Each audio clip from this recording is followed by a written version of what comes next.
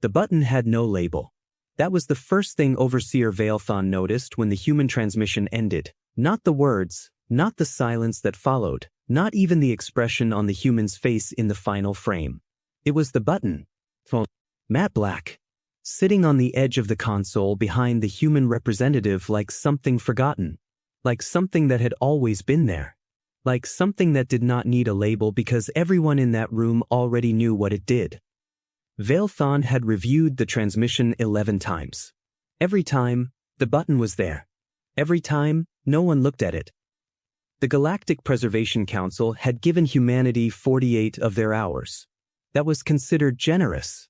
Most species receiving a formal cessation demand, the legal instrument by which the Council required a civilization to surrender autonomy, dissolve its military architecture, and submit to administrative absorption, collapsed in negotiation within 6. The Drenethi had lasted 4 hours before their High Senate began weeping publicly. The Vorath Collective, despite controlling 17 systems, had surrendered in under 2 hours once the Council transmitted the first tactical assessment. Humanity had been given 48 hours. They used 47 of them in silence. No counterproposal. No negotiation team. No emergency broadcast to their population. According to every surveillance asset the Council had deployed across the Sol system, humanity's governments had not even formally convened. Their military satellites stayed in passive mode. Their communication channels showed ordinary traffic, weather data, entertainment signals, something their networks called sports scores. They don't understand what we've sent them, said Council Adjudicator Relsoma, studying the monitoring feeds from the 4th tier of the observation chamber. She was Kathrani, long-limbed, precise, used to civilizations that responded to legal instruments with legal instruments. They understand, said Veilthon. Then they are not taking it seriously. Or, Veilthon said slowly, they are taking it more seriously than we are. Relsoma looked at him. That distinction doesn't parse. He didn't answer. He was looking at the button again. On the 47th hour, humanity responded. Not with a transmission from a head of state. Not with a military posture shift. They sent one representative, a woman named Dr. Lena Vasquez, whose title, according to their records, was Special Coordinator for Existential Affairs. That office, the Council's Intelligence Division noted with some confusion, had been created 14 months ago. It had no previous staff. It had no listed mandate in any of humanity's publicly accessible governmental frameworks. It had apparently been created for exactly this moment. Vasquez appeared on screen wearing dark clothing with no insignia, sitting at a plain table. No flags. No ceremony. She looked directly into the transmission feed with the particular quality of stillness that Veilthon had learned, after 30 years of interspecies diplomacy, to distrust deeply. It was the stillness of someone who had already accepted something. I've been asked to speak on behalf of Earth, she said. Her voice was level. I want to be clear about one thing before anything else. We read your document. All of it.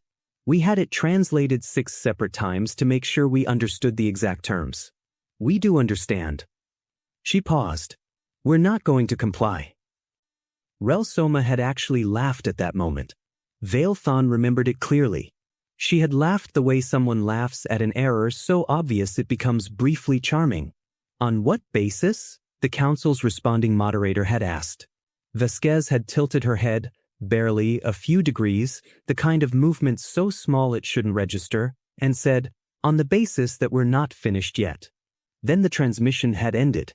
And there, in the final frame, visible for less than 2 seconds before the feed cut, the button. The Council's military analysts delivered their assessment within the hour. It was, by any rational measurement, devastating. Humanity controlled 1 inhabited planet, 3 partially terraformed moons, and a scattering of deep space research stations. Their fastest vessels moved at roughly 0.3% of the Council's military cruiser speed. Their weapons technology sat approximately 6 generations behind the current standard. Their shielding was theoretical in several categories where the Council's was operational. The assessment concluded with a word Veilthon had never before seen in a formal military document: inexplicable. not in reference to humanity's capabilities. In reference to humanity's response. They have no viable military option, the lead analyst, a Vorith named Chusedris, said during the briefing. They have no diplomatic leverage. They have no allies. Every civilization we've contacted has already declined to intervene. By any rational framework, refusal is not a strategy available to them. And yet, he pulled up the transmission's still frame. The button. What is that? Veilthon asked. We don't know, Chusedris said. We have no record of that console configuration in any of our architectural surveys of their facilities. The button does not appear in any documentation we've intercepted. We can't determine if it's connected to anything. Can you determine if it's real? The silence that followed lasted 4 full seconds. In Vorith culture, Veilthon knew. For seconds of silence from a military analyst meant the answer was something they didn't want to say aloud. No, Chusedris finally said. We cannot confirm it's connected to anything. We also cannot confirm it isn't. That was the first misinterpretation. The council concluded the button was theater. Psychological posturing. Humans, their behavioral analysts noted, had a long documented history of bluffing in high-stakes negotiation. They had an entire cultural tradition of games built around concealing the true value of one's position. The button was almost certainly part of that performance. A prop. A piece of designed uncertainty meant to introduce hesitation into council decision-making. The council decided to treat it as such and moved forward with Stage 2 of the Cessation Protocol, a limited demonstration of force. 47 council vessels repositioned to inside humanity's outer planetary boundary. Not an attack. A presence. A reminder that the gap between the council's power and humanity's resistance was not philosophical. It was physical, measurable, and closing. Vasquez reappeared on screen 12 minutes after the repositioning. She looked exactly the same. Same stillness. Same clothing. Same plane table. I see you've moved your ships, she said. We have, the moderator replied. I want to ask you something. She leaned forward, very slightly. Have you ever studied trench warfare? The moderator paused. We are familiar with historical human conflict, yes. Then you know, Vasquez said, that the losing side kept fighting for 4 years after it became mathematically obvious they couldn't win. Not because they thought they could win. Because the other option was surrender. She let that land. We're not making a military calculation. We're making a human one. Those are not the same thing. The transmission ended. Behind her, in the final frame, the button was gone. The console was empty. Veilthon replayed that final frame 43 times over the next 6 hours. He was aware this was not entirely rational behavior. He was aware that the disappearance of the button could have 100 mundane explanations. The angle had changed, something had been moved, the frame was simply too brief to confirm anything. He was aware of all of that. He could not stop watching. You're concerned, Relsoma said, finding him in the observation chamber at the 4th hour of his vigil. I'm trying to understand what she meant by, not finished yet, he said. It was rhetoric. Everything she said has been rhetoric, he agreed. Except none of it has felt empty. He turned from the screen. What is humanity currently doing, right now, in the Sol system? Relsoma pulled the monitoring summary. She read it. She read it again. Nothing unusual, she said. Some elevated activity at 3 of their research installations. Increased power consumption at 2 orbital platforms. Their northern hemisphere is having what their networks are calling an unusually strong aurora event. Veilthon stood very still. What causes an aurora? He asked quietly. Particle interactions with a magnetic. Relsoma stopped. She stopped completely. Their magnetic field, she said, is fluctuating. Veilthon finished. Not naturally. The Council's Science Division confirmed it within the hour. Earth's magnetosphere was experiencing deliberate, controlled fluctuations, not large enough to cause planetary damage, but far beyond anything their publicly known technology should have been capable of producing. The fluctuations were patterned, not random, structured in a way that the science teams were still working to decode. They're transmitting something, Chusedris said. The military analyst had not slept. Veilthon could see it. Through their own magnetic field. We're trying to determine the target. The target isn't here, Veilthon said.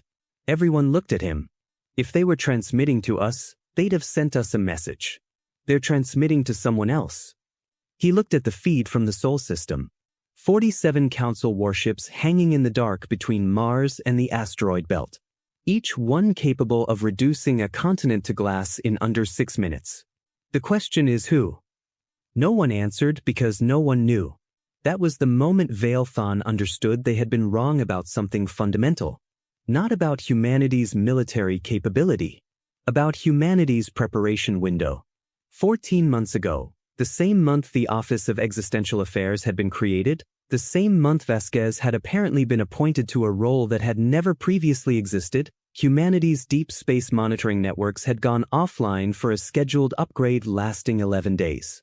11 days during which no one had been watching what humanity was sending into the dark. The revelation didn't arrive as a dramatic announcement. It arrived as a footnote in an intelligence report flagged by a junior analyst who almost hadn't mentioned it, who had almost categorized it as background noise. 17 months ago, a human deep space relay had detected a response signal from a source approximately 340 light-years from Sol. Not from any Council installation. Not from any cataloged civilization. From a region the Council's own charts listed as uninhabited deep space. The signal had lasted 4 minutes. Humanity had never publicly acknowledged it. Their government records showed no discussion of it in any intercepted communication, which was, Veilthon knew, exactly what a government that had discussed it in uninterceptable communication would look like. They've been talking to something, he said. We don't know that, Relsoma said, but her voice had changed. The certainty was gone. The signal could have been. Natural phenomena don't respond to specific frequencies at precisely the angular position of an outgoing human transmission, Chusedris said flatly. He looked like a man who had just watched his own tactical assessment become worthless. Something answered them. Veilthon sat down. For the first time in 30 years of interspecies diplomacy, he sat down in the middle of a crisis briefing because his legs had made a decision his mind hadn't authorized yet. The button, he said quietly. Everyone looked at him. It wasn't a prop, he said. It wasn't theater. They showed it to us deliberately. They wanted us to wonder what it did. His voice was very steady now, with the particular steadiness of someone walking carefully across ice. They've been in contact with something for 17 months. They created the Existential Affairs Office to manage First Contact Protocol, not our contact. Someone else's. And they sat in silence for 47 hours not because they didn't know how to respond to us. He looked at the screen, at the empty console where the button had been. They were waiting for a confirmation. Relsoma's first instinct was to call it speculation, to demand more evidence, to run another analysis. She didn't, because the magnetosphere fluctuations had stopped 6 minutes ago, and in the same 6 minutes, every Council ship in the Sol system had simultaneously reported the same anomaly. Their long-range scanners were registering something approaching from the 340 light-year bearing, moving at a speed that was not possible under any physics the Council had formally catalogued. 43 ships. 43 identical reports. Get Vasquez, Veilthon said. She appeared on screen within 90 seconds, which told him she had been waiting. You pressed it, he said. She didn't pretend to misunderstand. Yes. What's coming? For the first time, something moved in her expression. Not triumph. Not relief. Something that looked disturbingly like grief. Friends, she said, that we've never met in person, but that we've been talking to for 17 months, and who have been watching us for considerably longer than that. They're allies. There, she stopped, chose her words with a care that made Veilthon's chest tighten. They're beings who understand what it means to be told you're not allowed to exist on your own terms. They've met the Council before. About 400 years ago. The Council chamber went utterly silent. 400 years ago. The Yet-Hari conflict. The civilization the Council's records listed as dissolved, peacefully dissolved, Administratively absorbed? A cultural footnote in the Cessation Protocol archives. The civilization that had supposedly accepted the administrative absorption willingly. They didn't dissolve, Veilthon said. Not a question. They went dark, Vasquez said. There's a difference. One of them is chosen.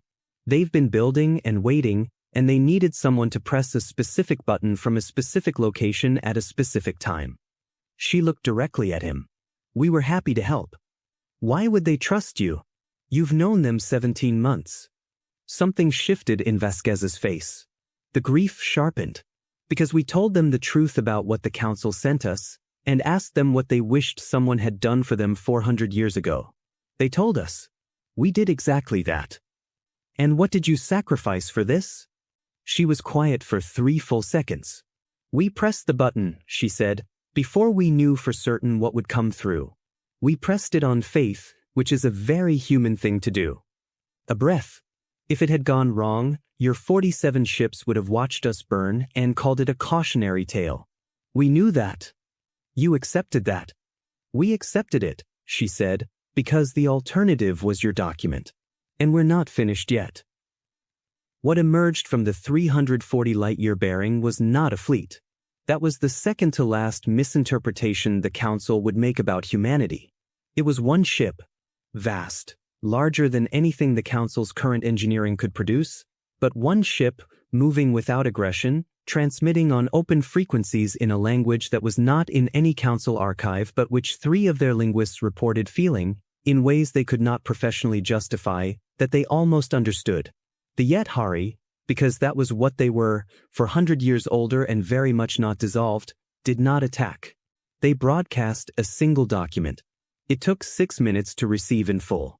It was a legal instrument, meticulously, breathtakingly constructed in every known galactic legal framework. It was a counter-cessation demand, addressed to the Council, from a civilization that had, apparently, spent 400 years preparing it. Chu Cedrus read the summary and sat down. They have legal standing, he said, his voice barely functional. Under the Council's own foundational charter, Article 7, Clause 19, which we wrote, which we have enforced, a formerly absorbed civilization that can demonstrate non-consensual dissolution retains the right to petition for re-autonomy with full remediation. He looked up. We absorbed them without consent. We've been maintaining a fiction in our own records. If this document is valid, is it valid? Relsoma asked. Silence. Yes, said the Council's own legal division 40 minutes later, in the most expensive word Veilthon had ever heard spoken aloud. The Council convened in emergency session. Veilthon sat through 9 hours of argument, of anger, of 5 separate proposals that all reduced to the same thing. Find a way to make this not matter. Find a procedural mechanism. Find something the Yethari document had missed. There was nothing. The document was perfect. 400 years of perfect. At the end of the 9th hour, Veilthon asked to speak. We made an error, he said, that humanity understood before we did. We treated cessation as a tool of order. They treated it as what it actually is, violence wearing legal clothing. They looked at our document and recognized it immediately because humans have a history of recognizing that specific disguise. He looked around the chamber. They didn't press that button to threaten us. They pressed it to give the Yethari their voice back. That was the entire plan. Not a military victory. A legal one. Built on 17 months of conversation and 400 years of someone else's preparation. He paused. We brought 47 warships to intimidate one planet. They answered with a document that may restructure this entire council. He let that land. We underestimated them because they looked weak. We never asked why they weren't afraid. The cessation demand against Earth was withdrawn. Formally. Procedurally. In the language the council used so that things became invisible. Vasquez appeared on screen one final time. No plane table this time. She was standing, and behind her, visible through a wide viewport, the lights of Earth were visible in the dark. We want to be clear, she said. We're not your enemies. We never were. But we are finished accepting documents that tell us to stop. The pause. The Yethari have been alone for a long time. They could use some company. The feed ended. The viewport. The lights. No button. Because the button had already done what it needed to do. Veilthon filed his personal assessment 3 days later. It was not a political document. It was not a tactical analysis. It was the record of a realization, submitted because he believed the council needed to understand something that no intelligence report would ever quite capture. He wrote, "We assumed their silence was confusion. It was preparation. We assumed their refusal was arrogance. It was calculation.